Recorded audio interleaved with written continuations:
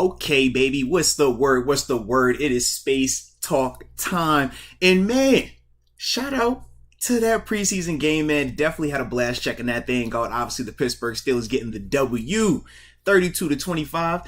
And this quarterback competition, ladies and gentlemen, continues to heat up. I'm just saying, man. Today just makes it that much more exciting. It's going to make this thing that much more fun for all of us to watch, man, when we're talking about these next couple of practices coming up, but more importantly, in this next preseason game, man. So I'm definitely enjoying this situation right here. But like we always do, man, regardless of whenever we streaming, let me know where you are tuning in from. I give you a shout out to start it out. Then after that, man, we're going to deep dive into this thing.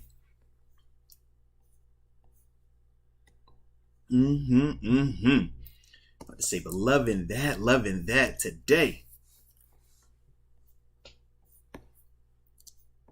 There it is. Okay. I see you, calculated snipe, tuning in from San Antonio. Can't forget about the homie Joshua Long, Texas Steeler fan here. QBs did work. I would agree with that. Funky Town, Texas, 817 in the building. And, you know, we got Bacon Cowboy in here, 727 Clearwater, Florida. My man the homie Nita Tarioli, Tempe, Arizona. Always got love for the West Side out there. Lil Pep, South Park, $7. And he tuning in from Pittsburgh, baby. So I'm definitely loving that. Yes, indeed. I see you.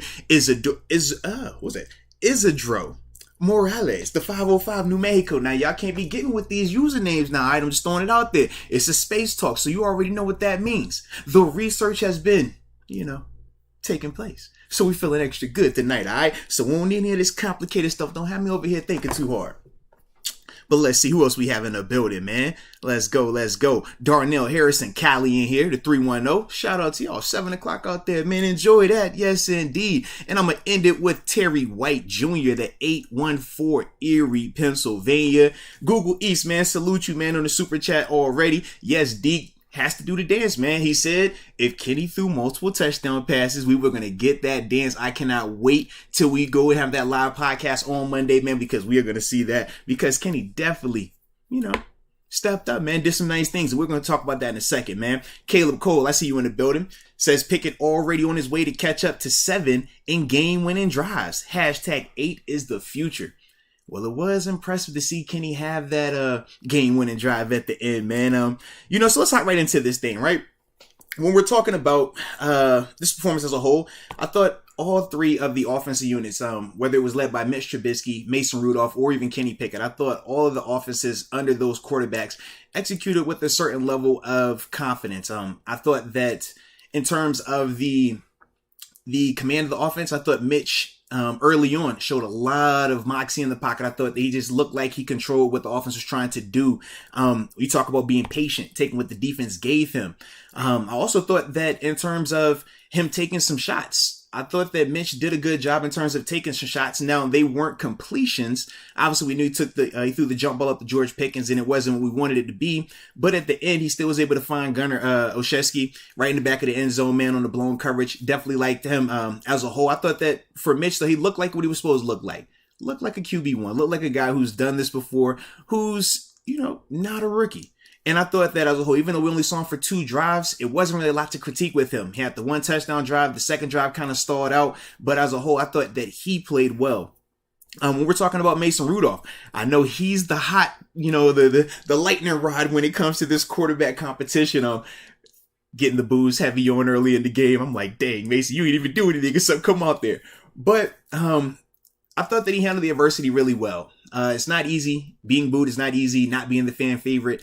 And for his first play in there, in terms of Mason Rudolph, the strip sack, Dan Moore getting beat, definitely didn't help him out early on. But you see the effort in terms of getting the ball back. And then after that, man, the way he finished that drive, the aggression. We talked about the biggest knock on Mason in terms of training camp thus far has been his lack of just ability to take those chances, to be a little bit aggressive and put the ball in places where it could be picked, but at the same time, you give your receiver a chance to make a play.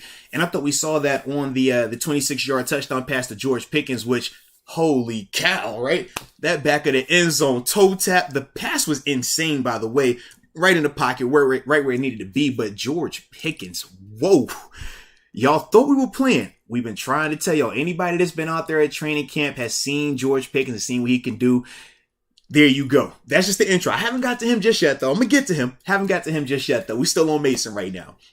But like I said, with Mason, man, I thought also that in terms of the offensive line's protection with him particularly, it wasn't the best in terms of the consistency of it. He did take some shots. He did have to show his toughness as well, though. And that was the part that I was impressed with when it comes to Mason, because the knock on him is always, can he be aggressive and can he improvise when that first read isn't there, or when something doesn't go the way that it's supposed to go? What can he do after that? I thought that tonight, man, Mason really showed some of that growth in that area, and it was impressive, man. A couple of drives for him, but when you think about what he did, first drive, the touchdown pass, obviously to George Pickens. Second drive, he comes out there, gets a field goal out of it.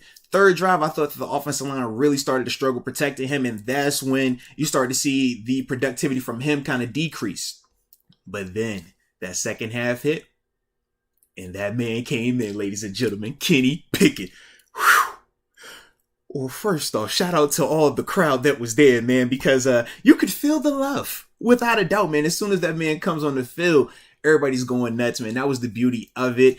They obviously panned to the crowd, showing his Pitt teammates there. And it was good to see that, man, for him, because when you're talking about Kenny, we know the excitement. We know the expectations. But it's always good for him to be able to at least experience those moments like that. His first time in the NFL, first time in the NFL stadium as a player professionally, getting that type of warm embrace, man. So that was dope. And then from there, man, I thought that he had a top-notch performance in terms of what he was able to do from start to finish in his time out there.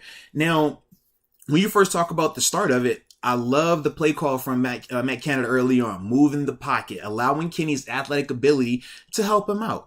You know, you move the pocket, he hits a nice little pass to Jalen Warren, if I remember correctly. And from there, you know, Jalen's able to do some things. Then after that, trusting that run game. I thought early on for Kenny, Matt Canada was definitely protecting him in terms of some of the play calling.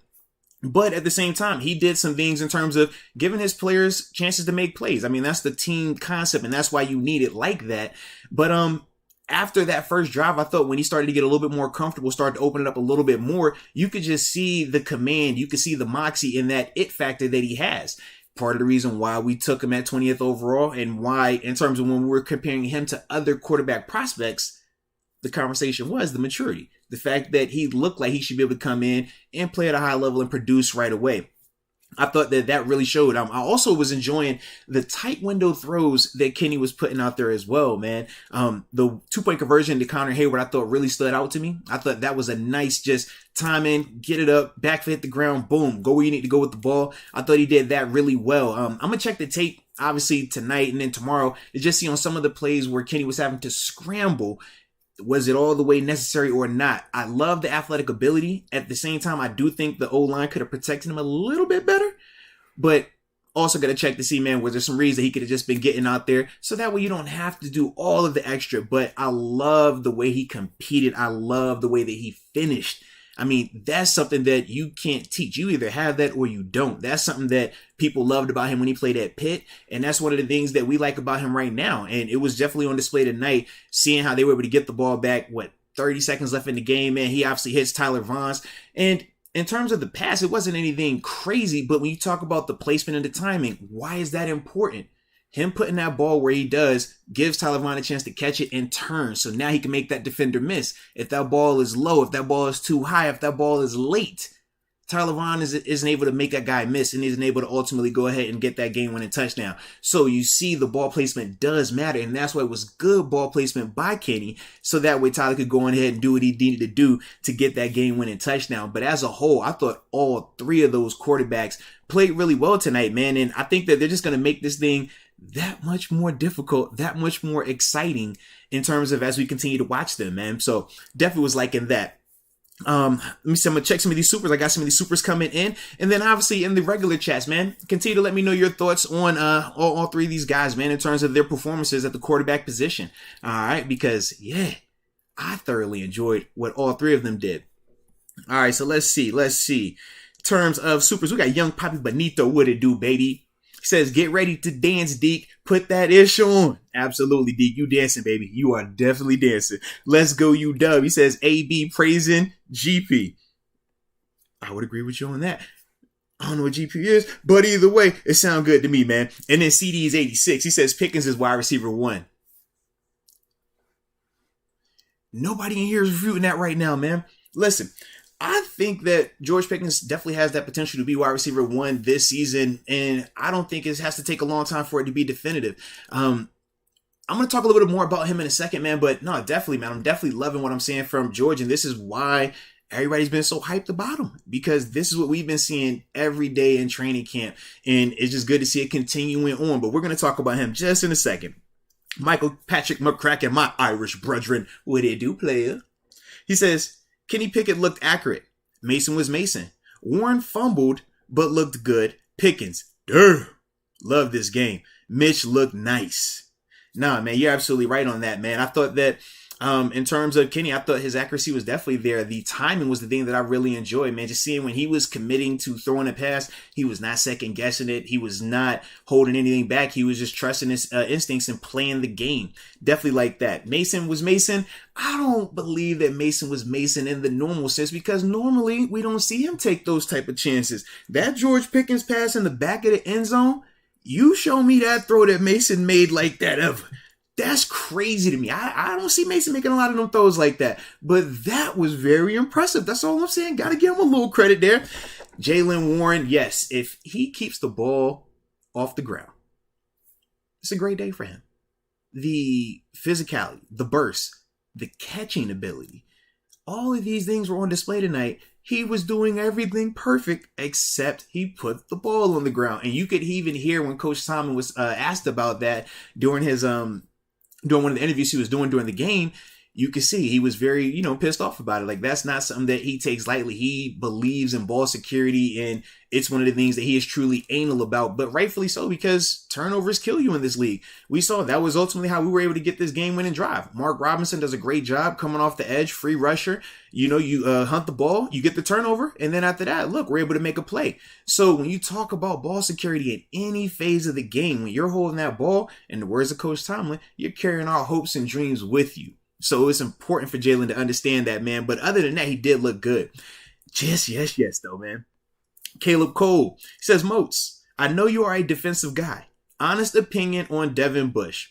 I know it was a small sample size. All right, now you trying. We hopping right into it. I was trying to save the Devin Bush to like the second half of this thing. But if you must know, wasn't very impressed with Devin Bush tonight. I thought that he was still a little bit too hesitant in the run game. There's a couple of plays by Miles Jack I liked by him. You see Miles flashing, getting downhill. In particular, the tackle for loss he had right before the half. On that play, you watch how fast Miles Jack makes the read, shoots the gap, sidesteps the defender, makes a tackle. That same exact play, Devin's just a lot slower on the read, not as aggressive. Then obviously on the long run by their running back, Devin is the free defender, essentially unblocked in that situation right there, and just didn't shoot his gun, so to speak, in terms of the football terminology, right? Meaning, hey, man, if this guy's one-on-one with you and you're in a close proximity, do not wait on him, because on offense, those guys have better feet. Shoot your gun, attack him, go be aggressive, go force that action. I just would like to see Devin be a little bit more aggressive in that capacity, but I'm hoping that this is one of those things where we talk about it as, man, it's the first preseason game, right? So we know what everything was last year, first preseason game, get those jitters out. He got to be better next week, though, in my opinion, man. I just think that he could be a lot more aggressive. And then when you talk about the contrast of that in terms of Robert Spillane, I thought Spillane at times looked good in terms of the run game. And when he was matched up and it was a route that he was guarding that he felt comfortable with, I thought he looked good. But whenever there was miscommunication or whenever he was in sort of a trail technique or having to chase, we saw what that looked like. Now, the plays where he was chasing on, I think it was the long pass play, and it was two long pass plays where he was in there. He ends up being the guy chasing in the clip. That was not 100% on him. There was definitely some type of miscommunication with that. I gotta wait till I get a chance to go back and watch the full tape again to see what particularly happened on that play. But I know it wasn't 100% on Robert Spillane. He just was the one with the effort and chasing after him, and that's always the gift and the curse, right? They go say, hey, man, you got beat, bro. What's going on? Or they highlight the effort. But that'll be something I want to see in terms of what exactly went wrong on that. But it wasn't just with Spillane either, man. I thought that Mark Robinson and Buddy Johnson at times, the miscommunication going in that linebacker room, man. But bringing it back full circle to Devin Bush, man, just as a whole, I think he has to play with more urgency. He looked like a guy that played the preseason like he was a veteran, like he didn't have anything to prove, as if, you know, he was more so just trying to be out there and not get hurt. Whereas in his particular situation in the preseason, he has to treat it no different than how Robert Spillane is treating the preseason. He has to go out there and compete and try to make plays and play with a little bit more intensity. And that's the one thing that we need to see from him going forward, man. So let's see. Who else we have up here in this super situation? All right, here we go. Najee Loudpack. Definitely want to give y'all some love on these super chats as well, man. But Najee Loudpack says, Moats, hope all is well, brother. If the season starts tomorrow, who are your number 2 and number 3 running backs? How are you feeling about the linebackers? Man, now you are talking to me. In terms of the running backs, if Benny Snell's 100% healthy, I still have him as my number 2. But in terms of the guys that we saw today, Anthony Mcfarland, I think that he showed a lot in terms of not just the receiving ability and the speed part of it, but I thought that he also was very decisive in terms of his running the ball. You look at some of the runs that he had tonight, it wasn't a lot of perimeter runs. It was him running in between those A and B gaps. I like that a lot, especially from him because he is a smaller back, and a lot of times with smaller backs, you just don't know if they're willing to or if they're capable of running in between the tackles. But when you can find those backs that can do both like that, you think about a Christian McCaffrey or even an Alvin Kamara. Not saying that that Anthony McFarland is those type of guys, but if he can develop that part of his game, that's what makes those guys so special because they can do both. Definitely love what I saw obviously from Jaylen Warren, but I just need him to, like I said, man, keep that ball in his hands. It's crazy when you think about it, though, because that's a similar thing that we've had to say about Benny Snell in the past as well. So that's the thing right now. But for me, if I had to break it down 2 and 3, still sitting Benny Snell at 2, McFarland at 3 as that just do it all kind of gadgety guy right now. Today, though, was really impressive by him. I will say that was really impressive by him. So we'll see how that looks as we continue this thing going forward, though. And yeah, with the linebackers, Miles Jack, I thought that he played really well. Did exactly what we thought he would do. Downhill, leadership, playmaker. That's what we expect from him. Spillane, I thought, was good against the run. I thought that he could, depending on, like I said, the coverage element of it, I got to see a little bit more of what was going on communication-wise before I can give you that hard, analysis on him. But I still thought, in certain instances of him in coverage, he still was doing good in terms of just tackling the catch, not looking out of place. Just talked about Devin Bush, and with the younger guys, just got to communicate better. But I like the effort, though. Buddy Johnson, he was the one that was flashing for me as well. Not just on defense, but on special teams. Love the fact that he was flying around. He was a part of that fumbled punt return. I forgot who was down there with him that also made the hit. But Buddy Johnson, man, I thought that he flew around a little bit on punt and on kickoff. So I definitely like that part of his game, along with him just running around and being active on defense. But I definitely need them, in terms of him and Mark Robinson, to get that communication cleaned up. Too many, guys running free and those two guys kind of looking at each other. You definitely don't want that, man, in terms of those two guys going forward. All right. Michael Patrick McCracken, he also says, Deke wore the Big 7 hat on Bleacher Report, LOL. Man, salute my dog, Deke, man. Hey, if you're not going to be true to yourself, then come on, man, what are you doing? You know how my man Deke roll. So I can't wait to hear from him, though, in terms of just, how he's going to adjust to this new version right now, man, because there's a lot of love going to Kenny, man. A lot of love, man. So we're going to see, man. But I'm liking the fact that he kept the Big 7 hat on, man, for the culture. Richard Arbizo says Pickens quoted AB when talking his performance. Okay. Well, let's talk about George Pickens, man, because the dog is definitely in that man. Holy cow. I mean, listen, when you look at what, he did early on in the game, before we even get to the touchdown pass, I'm talking the first throw of the game from Mr. Trubisky. That right there, the timing with the big boy physicality, the strong hands, that's what George brings to the table. You look at the body control of this dude, the toe tapping ability, the consistent hands catching. These are all the things that the people like me and the fans that have been out there at training camp and been seeing him consistently, or even going back to even OTAs. This is what it's looked like, and it's one of those things where we're just trying to see, all right, is it this corner that matches up? Is it that corner that matches up? I thought at times the corner from Seattle, I forgot who he was in terms of his name, but I thought at times, he did a good job in terms of making it a little bit difficult on George and not just allowing him to free release. But you see George, man, big speed, jumping, leaping ability, hands catch, body control, toe tap, and just awareness. These are all the things that when you're talking about what makes a wide receiver elite, he has a lot of those qualities. He has a lot of those intangibles. And now it's all about cultivating them. I think Coach Tomlin, it was last week, was talking about George Pickens and talked about teaching him the difference between talent and skill. And there is a difference. A lot of athletes are talented, or in terms of when we talk talent, we think of athletic ability, right? Does he run 4.3? Can he jump 40 inches? Does he this, and this? Those are all talents. But in terms of the skill, that's what we're talking about in terms of continuing to develop that with George. And clearly you can see that skill development. And this was a huge step in the right direction for him being his first time in stadium as an NFL player. I thought that the moment did not look too big for him at all. At times, he looked like it was too small for him. Just out there like, bro, I do this.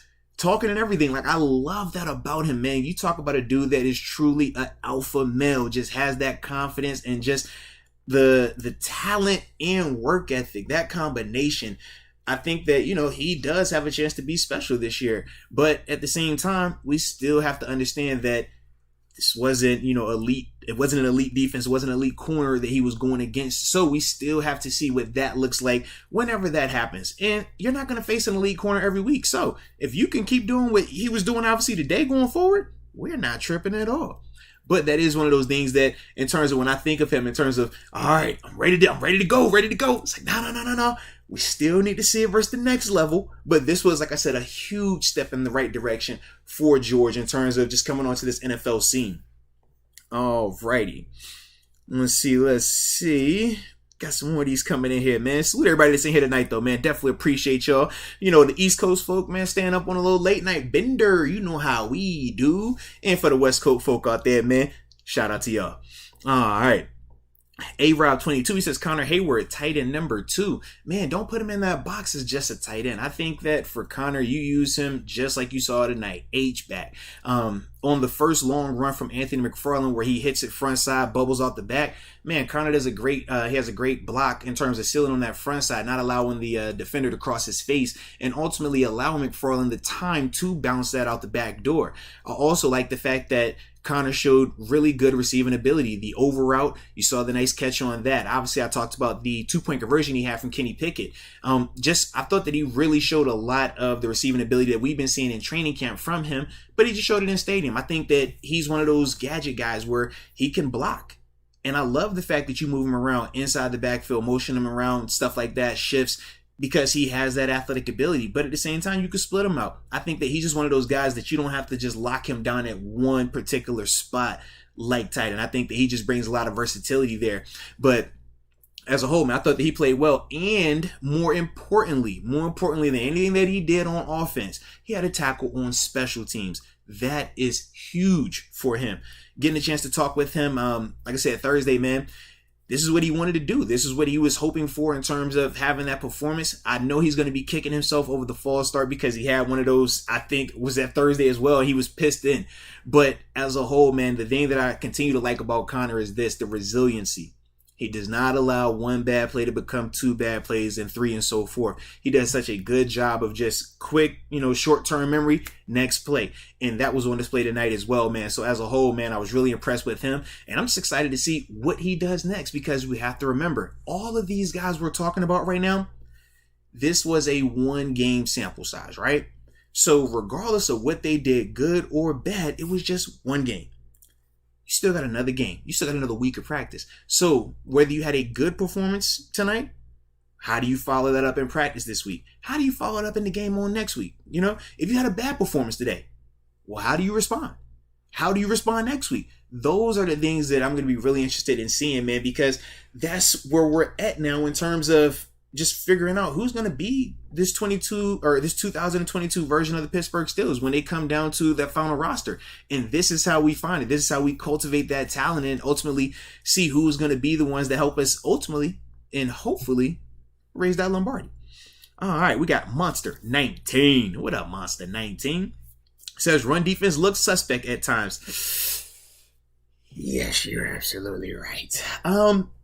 But let's talk about that, right? And while I take a sip, make sure y'all hitting them likes too, man. I appreciate everybody that's in here and the ones that have been hitting them likes. But let's keep them likes going up while we at it, right? So, in terms of the run defense, yeah, I think at times they definitely got beat up a little bit up front.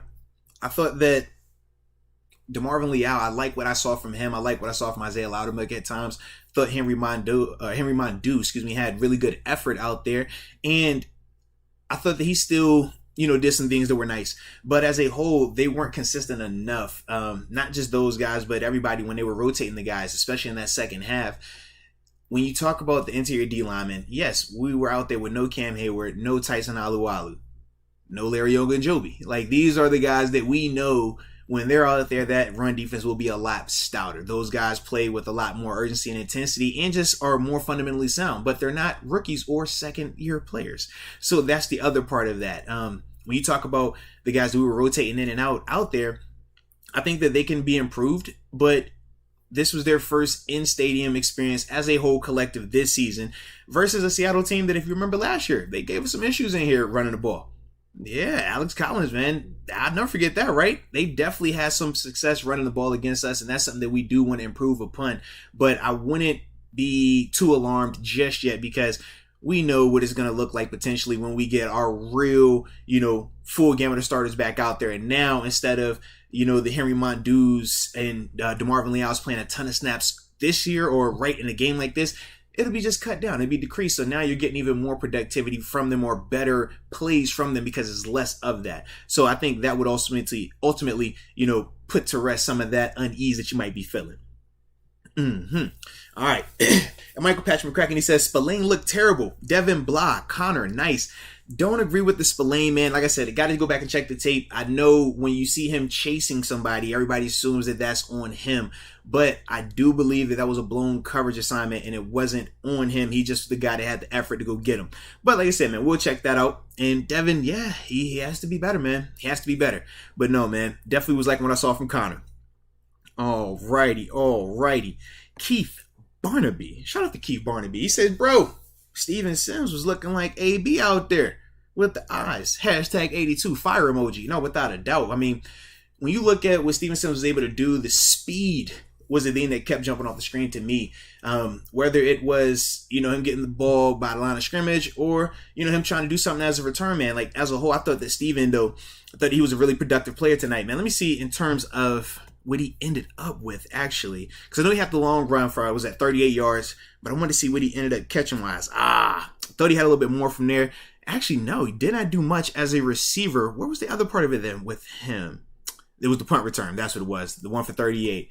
Yeah, because I knew he had two long, breakaways. So, yeah, man, but the speed definitely showed up in a major way, man. And that's something that I think as a whole, when we talk about this wide receiver room, the speed and the depth, man, I was really impressed with some of these others, right? We knew George Pickens coming in. He was the big talk. We obviously knew we were going to be without Deontay Johnson and Chase Claypool, but Gunnar Olszewski, what the heck? I mean, my man was out there cooking in the slot. You talk about Steven Sims, what he was able to do, not just on offense, but as a return man. Miles Boykin, another guy, showing the combat catch ability, just playing like a big guy. And I liked all of that right there, man. All right, got Derek Nelson in the building. He says, man, the 4th and 1 with 1:30 left, Kenny got sacked. Then we got fumble recovery. Kenny shouldn't have been sacked. Running back should have stayed to block instead of doing route. But glad we won with Kenny's touchdown with 3 seconds left. Yeah, that's a lot to dissect right there, man.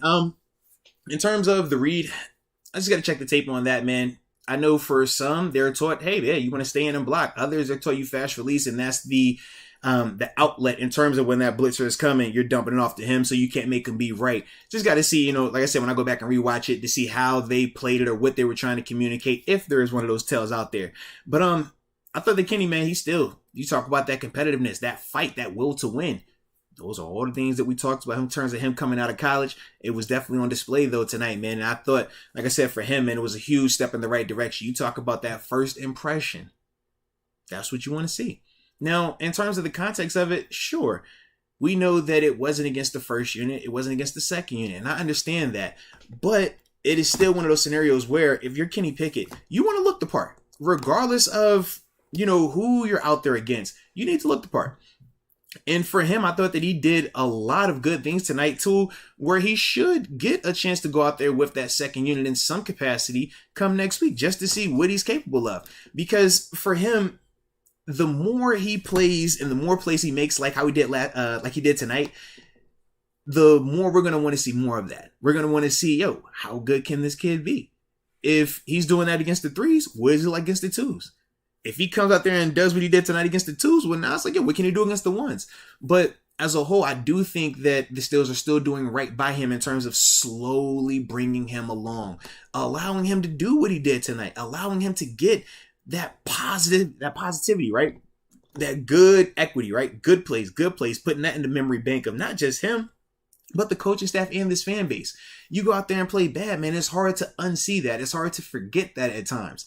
But him going out there and playing the way that he did tonight, that is a huge step in not just his confidence, but his teammates' confidence as well. So now when you're talking about this week coming up, don't be surprised when the team says, hey, we're going to give you a little bit more. We're going to give you another opportunity to see what else can you do.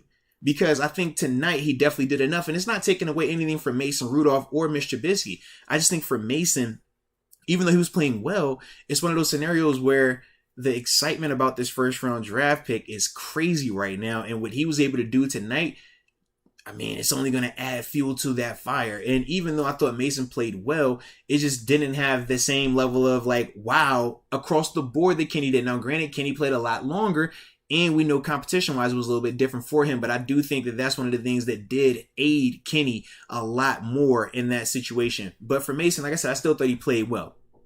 All right, let's see. King. Shout out to King. You the King or you the King? I like it though, baby, either way. He says, Moats, Pickens was plus 300 or plus 3,000 this morning before the game for Rookie of the Year, or for potential Rookie of the Year, or Offensive Rookie of the Year. There we go. Now it's at plus 1,500 just after one game of the preseason. I dropped $100 on that plus 3,000 this morning. Let's go, NFL young boy.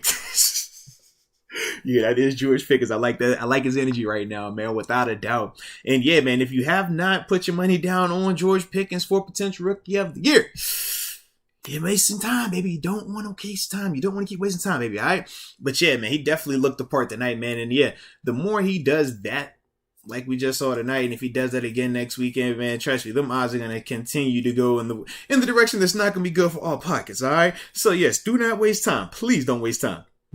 All right, we got Jacob Taman. Shout out to Jacob Taman. He says, I hope George doesn't become big-headed. # stay humble. No, man, I agree with you on that. I don't feel as concerned about him becoming big-headed, though. And I'll just, in terms of why that is, when he played at a big-time university at Georgia, he's coming off a national championship. He's had a lot of success. He was a highly recruited player. He was a dominant player early in his career. So he's used to this limelight. He's used to this spotlight. But you talk about him even now at the NFL level, and you watch how he practices. You watch how he works. He's not working like a guy that's resting on his laurels. He's not working like a guy that feels like he's arrived. He still is out here competing every day in practice, trying to prove it, trying to show that he can be, the best receiver in his class or obviously in the NFL. And that's the part for me that makes me feel like he won't become a big-headed guy where you have to worry about the diva, or is he going to hold out, or is he, is he going to compete to the same way once he get paid and stuff like that? I don't really anticipate that with George right now, but it's still early. But just from, my interactions with him and from what I've seen from him on the field and stuff like that, I'm not as concerned with that just yet with him. All right, we got Mike Lang, though. Shout out to Mike Lang. He says, Mark Robinson looks slow in coverage, but a monster in the blitz game. Bush still playing slow, not firing on the run. Miles Jack is a dog. No hesitation, ducked under a block and got a tackle for loss. I still like Norwood. Thank you for bringing up Trey Norwood, man. Come on. How y'all watch that game and not talk about Trey Norwood? Now, when we talked about this on the podcast, said, Trey Norwood, man, he's one of them dudes flying around. Kind of was reminding me of a Cam Sutton, right? You saw it tonight, man. That second-year leap. He didn't look like a 7th-round draft pick, this year. He was flying around out there making a ton of plays. I know I'm mad this stat sheet kind of janked him, man. I thought that he had more tackles than what they listed him for. But as a whole, man, I thought that he flew around, man. In terms of coverage, thought that he was always in the right place, getting his hands on some footballs. Definitely like what I saw there. I like the confidence that he played with as well.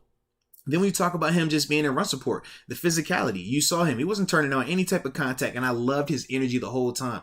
In terms of energy, I loved not just Trey Norwood's energy, but shout out to Arthur Marlette. I liked his energy as well. Now, coverage-wise, it could definitely be better, but in terms of what is his game is what? Being physical against the run, playing by that line of scrimmage. You saw 2 screen passes, and what happened both times against Arthur? Man, he ate that thing up, man. Shout out to the namesake, Arthur M. in the house. But I definitely, like I said, liked his energy, and I liked his physicality as well. But both of those two dudes, man, Trey Norwood, Trey was balling tonight. And like I said, I definitely like the physicality on the perimeter from Arthur Marlette. And shout out to my man, Akello, man. Hope his little shoulder all right, though. You know, put them big boy pads on when you start making them tackles. But I like that. Got to respect them, man. Believe that. All right. Going back, with that, Mike Lang. Yeah, with Mark Robinson, in terms of him looking slow in coverage, don't get too caught up in that part just yet. I will say this, man, just from personal experiences, when you're out there in these preseason games, bro, you are playing a ton of snaps, especially a guy like Mark. It's not always on defense, but what I mean is this. You're out there covering kicks, you're blocking on kick returns, and then you're going right back out there on defense. And then you noticed also with the Seahawks, their drives, it wasn't 3 and outs. These were, 10, 11, 12 play drives. So when you talk about that first game, that first time as an NFL player being in the NFL stadium, man, I will never forget my rookie year, first preseason game, Buffalo Bills versus the Washington Redskins. I thought my heart was going to jump out my chest in the fourth quarter because I was just so tired, so gassed. So for me, when I look at Mark, part of it is that. So just give him some time. We'll see what it looks like next week. But I still like the fact that, when you talk about finishing the way that he did, that blitz, in terms of the strip sack, I definitely enjoyed that. And it's not always about how he starts. Sometimes it's about how you finish. And for him, man, if that's the way that you cut the tape off, man, you got to give him a salute for that right there. All right. Child of the Corn. Shout out to Child of the Corn. Yo, Moats. Them rooks looking like a problem. Nah, you 100% right on that, man. Kenny Pickett, George Pickens, both of them dudes look good. DeMarvin Leal, shout out to the big man. Like what I'm saying. Now, y'all can see the athletic ability. You see what I'm talking about when we picked him up. We say, yo, he kind of reminds us of a Stephon Tuitt in terms of that big, ultra athletic body type. That's what he brings. And you can see he's thicker now also from where he was playing at Texas A&M.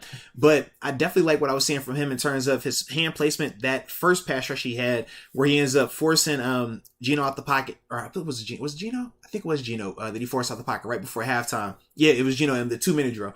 Definitely like that. Wish he would have finished and got the sack. But as a whole, man, good job collapsing the pocket. He had a nice spin move also later in the game.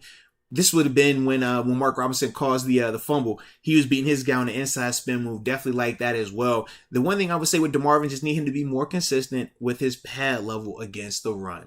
That was the one thing that when I was watching him a little bit, I could see that. But when you're talking about younger players, first preseason game, you're going to get fatigued. It happens. That's the one coach point that I would have for DeMarvin, though. All right. Chalupa. Where you at? Chupa Thingy 6173. Shout out to you, by the way. Says, I want to not like Kenny, but dude looked super relaxed in there. Like he belonged. I can't hate it. Even though it's only one game in the preseason. No, man, there's no need to not like Kenny or hate Kenny, man. For me, you just have to allow these dudes to play this thing out. You take the context, you take what you see, and from there, you just, you process it, and then we go from there. But to me, man, I thought that Kenny, he looked like what it was supposed to look like for him, man. When you're talking about drawing up the perfect preseason opener, I'm sure this had to be in it, man, in terms of the adversity, in terms of the playmaking ability, in terms of showing off the athletic ability at times, and then at the same time being reminded that this is not college. Man, he got ragdolled that one time. I was not really a fan of it. It made me laugh a little bit because I was like, holy cow, I thought I was grabbing my little son the way he slammed him down. But that is something that he has to get used to in terms of the speed. In college, I've seen him outrun those chasing defenders when he's bootlegging or even when he's rolling out the pocket on a scramble and extending plays. We saw twice today where he wasn't able to escape those guys. He wasn't able to outrun them. That's something that he'll have to get used to and just understand when to try to beat those guys and when to get rid of the ball. Because we don't want you taking some of those shots. You don't have to take all those shots. Get rid of that ball. Protect yourself. So that's something that he'll learn, obviously, going forward, though, man. All right. S. Dresden. Shout out to you, S. Dresden. He says, Coach Cowher's linebackers offensive line and D-line remain at a different level. And Kenny is QB1. No, without a doubt. I mean, when you talk about what Coach Cowher had, I mean, this dude had Kevin Green, Jason Gilden. Shout out to JG. Got a chance to talk with him today. Might show that interview a little later today too, man. Just stay tuned. But yeah, man. Jason who was in there, man? Peasy. Man. Lloyd, yeah. Though that's a whole nother ballpark right there. And then obviously we know the O-line and D-line during that time frame. But don't, close the door just yet. We got a new wave coming around here. And we're going to see what these new wave guys could do. Hopefully they can step it up even more to match some of the success that those guys back there during that time had. But Kenny, man, I definitely like what I saw from him. I'm not ready to say he's just QB number 1 just yet because in context, we got to remember, who is he facing out there? That's the only thing, all right? When he's out there against those ones and he's looking like that, oh, man, we're not worried about it. Or even against the 2s, we're not worried about it. But right now, this is a huge step in the right direction, but we still got to see it against, that next level of competition for him. And hopefully that comes next week. Farron Bradford. What up, Farron Bradford? Maybe Dan Moore was just nervous. But definitely got to keep working out. Or definitely got to keep working. And Mondu ain't it, LOL. I was very impressed with QBs and ball distribution, on that. Yeah, man, when you're talking about Dan Moore, it wasn't the best performance from him. Obviously, he got beat for the strip sack for Mason. And he did have a couple of bad plays out there, without a doubt. But I'm with you. It's that first preseason game. Some of that stuff you do chalk it up to, hey, man, just had a rough go at it. All right, what you going to do next week? That's kind of this, because we've seen him over a 16, 17 game sample size last season and what he was able to do as a whole in terms of his growth and development. So not ready to turn the page on him just yet off of one game. Just like I said, I'm with you. Just a little nerves. Hopefully next week be a lot better. And yeah, with Henry Mondu, he's not the guy that you want playing that many snaps. Situational, if you could spell, if he gets 5 to 10 plays a game, great. But when you're playing that much and you're Henry, that's not going to be the best situation. But he did get the sack. And shout out to the Matador. You saw that. At least something like that, right? Oh, yeah. But that's the homie, man. Shout out to him, man. Absolutely. All right. We also had Farron Bradford. He said that, and he says, and Liao going to be a stud for real, for real. No, I agree with you on that, man. DeMarvin, he definitely looked good tonight. Like I said, he's got to be a little bit more consistent in terms of that run game stuff. That'll be the part for him. Once he gets that part as consistent and as electric as we saw him doing some of his pass rush stuff, that's when he'll be able to take that next step and be that every down dude that we want him to be. Like how we said with Stephon Tuitt. So, definitely excited about him though, man.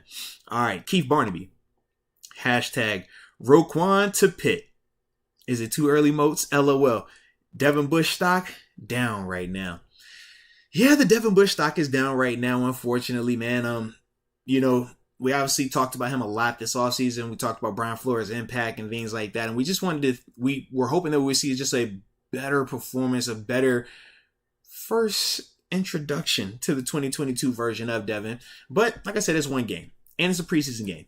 So hopefully for him, man, he'll read this or he'll check this tape out, understand that he has to have more urgency when he talks with Brian Flores. And I know Brian is definitely going to get him right. He's definitely going to coach him up and let him know what he needs to improve upon. Same with Robert Spillane.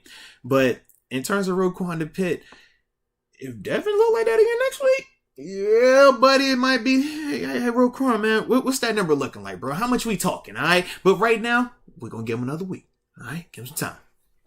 Okay, here we go. Tyler Minnick. Shout out to you, Tyler Minnick. He says, man, these young guys look good. Here we go. No, without a doubt, man. I thought a lot of the young guys, man, offense and defense, I thought all of them, not all of them, but a good amount of them definitely played well. We've been talking a ton about your Kenny Pickett, your George Pickens. We talked about a DeMarvin Leal, even Mark Robinson being able to get that strip sack at the end. Definitely was impressive, without a doubt. Trey Norwood. I know he's not a young guy, but he's a second-year guy. So he's still a puppy in this league. To me, as when we talk NFL-wise, you're still a rookie to that third game in your second season, so I don't want to hear it anyways. But no, he definitely, in terms of these young guys out there, man, they definitely look good. Connor Hayward, man, I can't talk about him enough. He's one of those guys, man, for me, man, I'm really starting to, get more and more excited about him, and he's growing on me. Just seeing what he was able to do, not just in practice, but now taking it over to the game. Definitely liking him a lot more, man. So we're going to see, man, what he can do to continue to build upon this thing, man. Oh, right. Let's see. Mike Lang, he says for the offense, Mcfarland, running back 2. Okay, good change of pace back. Pickens is a dog. He says move Claypool to the slot and give him Darren Waller type routes. Scary. Mason putting in good tape for a trade, LOL. No, without a doubt. I mean, that's the thing, right? If you're talking about Mason, if he's not going to be the clear QB1 by the time preseason is over, then yeah, you probably move him because it doesn't make sense to keep him while you would have Trubisky or Kenny Pickett, depending on which one of those guys you would look at as the QB1. It just wouldn't make a lot of sense to me in terms of trying to keep him and stuff like that. So I could understand that. But no, he definitely did some good things tonight though. And in terms of Claypool, yeah, when he's been healthy in training camp, that's where they've been working with him in the slot. So trust me, man, we can get what we want. We just got to stay healthy, but we can definitely get what we want, man. And these quarterbacks, as long as they continue to play like they did tonight, whichever one of them gets the QB1 nod, I think we'll be fine because all three showed different things and different reasons of why we are excited about them. When we talk about the quarterback updates in training camp, and we're like, yo, it's kind of close at times because all three do certain things really good. All three have done certain things, at times where the others have struggled. All of those guys have done things like that. And tonight we saw that. When we talk about Mitch looking like a pro's pro, executing, having that offense crisp in and out. That's what it looks like at times in practice. Talk about Mason looking sharp, protecting the ball, even taking chances at times. That's what it was looking like at times tonight. When you talk about Kenny Pickett, we say, man, the athletic ability is always on display. You can see how when he gets hot in practice, man, he can really get it going. Well, it's kind of like what we saw tonight. So with all three of those dudes, man, I think they all did a lot to help themselves, man. So whoever comes out of this thing, man, with the way our offense is looking in terms of the wide receiver position, and we obviously know what we have in Najee and in Pat Freiermuth, they're going to be set up for success. So I'm excited about it, man, however this thing ends up. All right, we got Yul Yeong. Shout out to Yul Yeong. I was glad on the first sack he didn't go down easy. Nah, yeah, he definitely didn't, man. Now, Kenny, man, got hurt, bro. And that's the thing that I like about Kenny, man. When you watch him, regardless of your opinion on him, the dog in him and that ability to just hate to lose, like, it shows. And that's the thing that I really enjoy when you're watching him and watching some of these younger guys out there.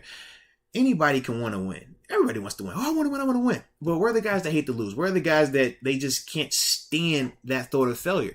And when you watch Kenny, that's how he practices. That's how he plays. And I like that about him, man. He just wants to be that guy. And I think that that's only going to help this team out, not just this year, but in the long run as well. All right. Hannibal 090. What up, dude? Always got love for you, baby. He says, peace, Moats. Good game overall. Love the ending. Pickett looked good, even though with third stringers. Pickens will make any QB look good for sure. He's a dog for real. And I loved his physicality on that one block. Flexing emoji. Let's go. Yeah, dude. George Pickens, he blocks. He runs routes. He catches. He flexes on him. He does everything that you want. That's why he's so exciting. But you also can see what we're talking about when we say, hey, man, with George, at times it's hard to tell which quarterback is better. Because when you're out there with George, he makes everybody look good. You just throw it up there to him. He'll find a way to come down with it, man. That's the exciting part about it. Now, I'm not saying that that's what Mason did tonight because Mason definitely dropped a dime. I'm not trying to hear no slander about that, though. Get out of here. But as a whole, man, with George Pickens, man, he is that guy right now, man. He's looking more and more like it each and every day. And today is just another step in terms of that confirmation, man. All right. And then we got Booyah. What up, though? He says, I don't remember the last time I got this hyped / tipsy. I agree with you on that. During a preseason game. Here we go, Steelers. Yeah, man. It was one of those ones where we all were getting excited, but how could you not? I mean, when we said what was this preseason going to look like in terms of storylines, we said, man, it's a ton that we were going to talk about, right? We know, obviously, you had the quarterback competition. You had the RB2 discussion, offensive line, what that was going to look like, the new improved unit. The quest for that third outside linebacker. The safeties, right? You got DeMonte Casey, a dude that led the league in picks a couple years ago. What was that going to look like? The corners. I mean, all these different storylines. So it was a reason why all of us had the energy that we had that were, tuning into this game. Because it matters. Because we're really trying to figure it out for the first time in a long time. we have a lot of uncertainty on the roster, but not uncertainty in a negative way, uncertainty in a positive way. It's like, man, we're getting a chance to find out who's going to be that new cast, those new guys that we're going to start rooting for, the new, faces of the Steelers. And that's that transition that we're in. But the way that all these guys have been playing and the way that they played tonight, it just adds fuel to that fire. So you think this night was crazy? Imagine what next week is going to look like, baby. Come on now, man. How can you not love it? That's the beauty of it. Football being back, man. Salute us for that, man. Salute y'all, man. I'm so glad that we're doing this together. Alrighty. He says, and this is Yo Young. He says, did you see NFL Twitter banner is George the NFL Twitter's banner is George Pickens? I have not seen that just yet, but I'm absolutely glad that that is the case. I mean, George is one of those dudes. He should be getting this type of admiration, this type of discussion and being talked about, and it's only going to continue. All he has to do is stay healthy and keep working the way that he's working. He's going to be one of those guys, man, that's really going to continue to make noise in this league based on what we've been seeing thus far from him, man. But he has to continue that. That's the part of it, and we have to remember the context of it.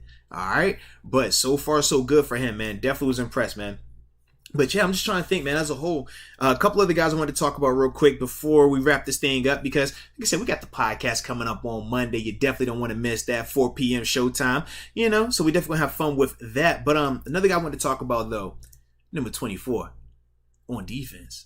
And that was throwing me off also. These double numbers, bruh, what is going on? I get it. I know it's preseason, but was not a fan of it at the NFL level.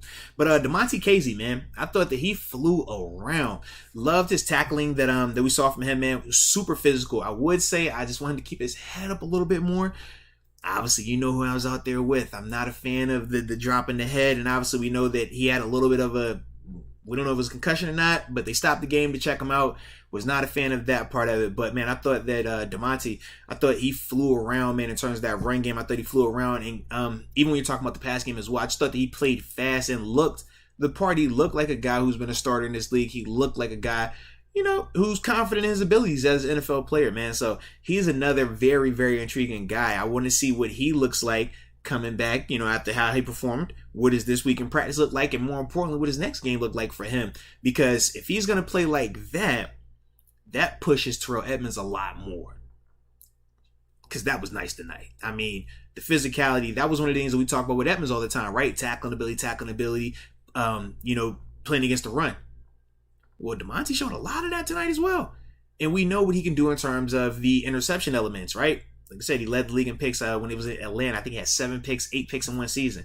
So with that, man, that's the part where it's going to continue to get even more heated up with those two guys, man. So that's going to be interesting. Let me see. Who was the other guy that I had on my list? Oh, my man Miles Boykin. But I already talked about him a little bit. But yeah, man, just with him, I thought that continue to look good in terms of not just as a receiver. Obviously you could see him being quarterback friendly, big body. I think it was Kenny Pickett that hit him. It was like a little 10-yard comeback, man, but he just looked like a big man out there catching that ball, DB on his back. But then also on special teams as well, man. I thought that he was, doing some good stuff, getting a tackle out there, which is important for guys like Miles Boykin. He understands, man, to be in this league, you have to make the plays you're supposed to make on offense when you get those opportunities, the combat catches in particular. And then when you're on special teams, you got to make a play. You got to get a tackle. And he did that tonight as well. Wish I could have saw some Calvin Austin. He was a surprise injury to all of us. None of us knew about him in whatever the foot. I think they said he had a foot injury on the broadcast, so we'll get more information about that hopefully later tonight, early into next week. Yeah, I was definitely surprised by that. Also saw Carl Joseph. He ended up leaving the game as well, man. Had a little boot on his foot. Definitely don't want to see that, man. So we'll see, what that looks like in terms of him going forward as well, man. But as a whole, man, I definitely thought that it was a good start to the preseason for the Pittsburgh Steelers, man. And we got to see what it looks like for these dudes going forward. Last one I had, let's see. Oh, no. We had a couple more supers to come in here. Excuse me on that one. Sequoia Harris. Sequoia says, good game by the running backs. Good game by the QB. The LB looks so. Buddy Johnson looked lost, but a win is a win. Yes, indeed. Yeah, when you're talking about Buddy Johnson, Mark Robinson, I thought both of those dudes at times the communication was doing them both a disservice.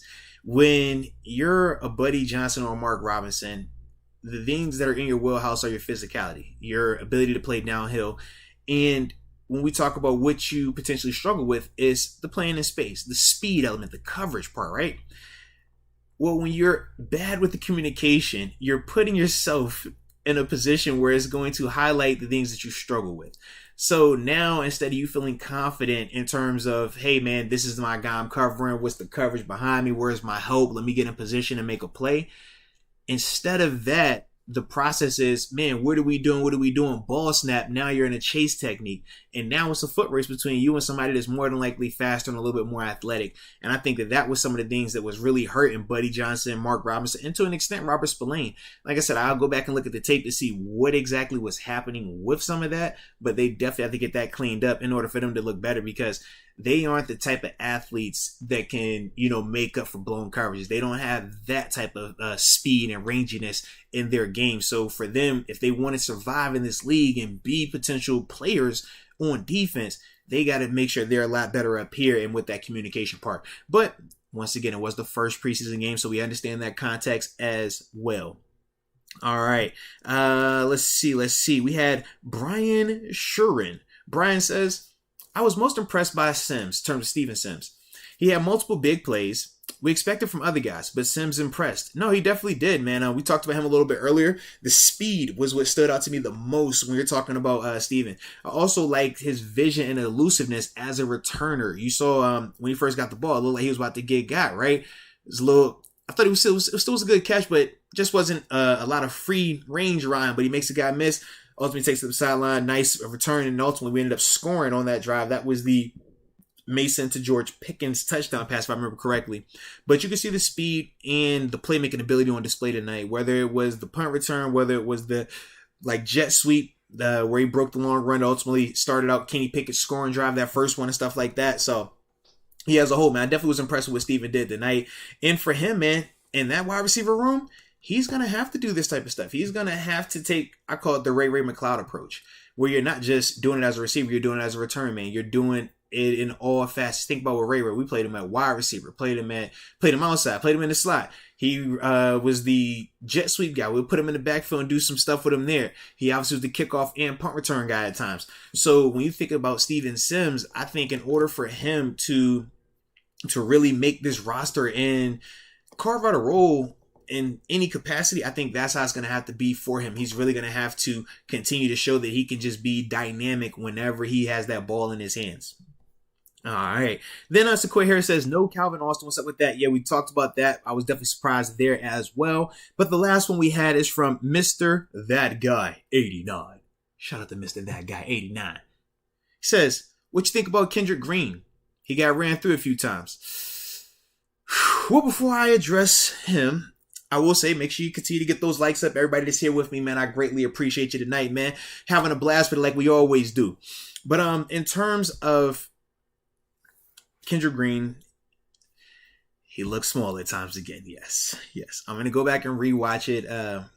I thought that in terms of his effort in the run game, I did like the effort that he was playing with. It just wasn't a ton of productivity with it. And I understand, man, some people, they like the hard work. They like the effort, but the productivity has to matter. The productivity has to be there. And that's something that he has to continue to get better with. It was definitely a couple of plays where I saw him kind of get bullied in terms of the pass pro. And it was very reminiscent of what it looked like a year ago at times.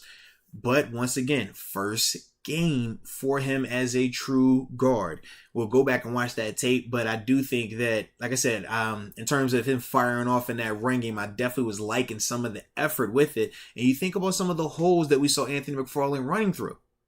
He was a part of that unit, When you talk about Jalen Warren, he was a part of that unit as well. The way that they ended up subbing those guys out, Chooks and James Daniels were the first guys to go. Then after that is when they started to work Dan Moore out, and then Kendrick Green came out. So Kendrick was definitely out there for some successful running plays that we had. And I thought as a whole, our running game looked really good tonight.